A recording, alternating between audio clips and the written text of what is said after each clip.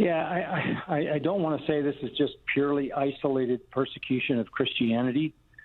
I think this is not really related to the virus or the flu.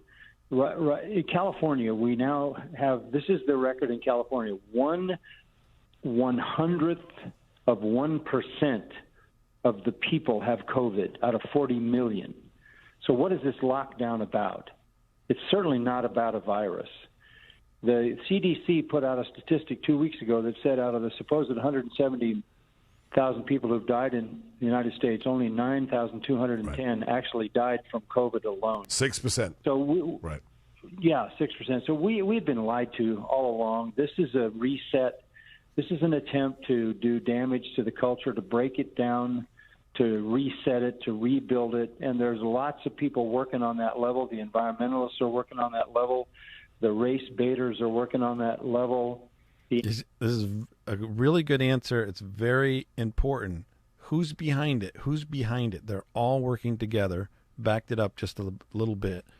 Who's behind this? What is the goal? There's lots of people working on that level. The environmentalists are working on that level. The race baiters are working on that level.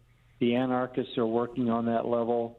It's an effort from every possible angle to do damage to what is this great country, to reset it in some fashion that none of us would want and none of us would recognize. And the church gets caught in this because, look, Sebastian, there are only 4 restraints God put in the world. The first restraint is the law of God written in the heart of every individual who knows what's right and wrong, and the conscience, which activates his sense of right and wrong. Then there's the family, where you have an overseeing father who's responsible as protector and provider for the family, and you have a family unit that trains young people, disciplines them so they know there are consequences to evil behavior.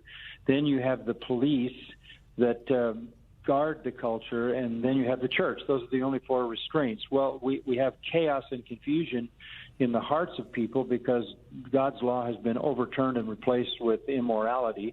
You have the destruction of the family. And now we're not surprised. The next barrier, restraint to the demise of a culture is the police. And so the next move is defund the police.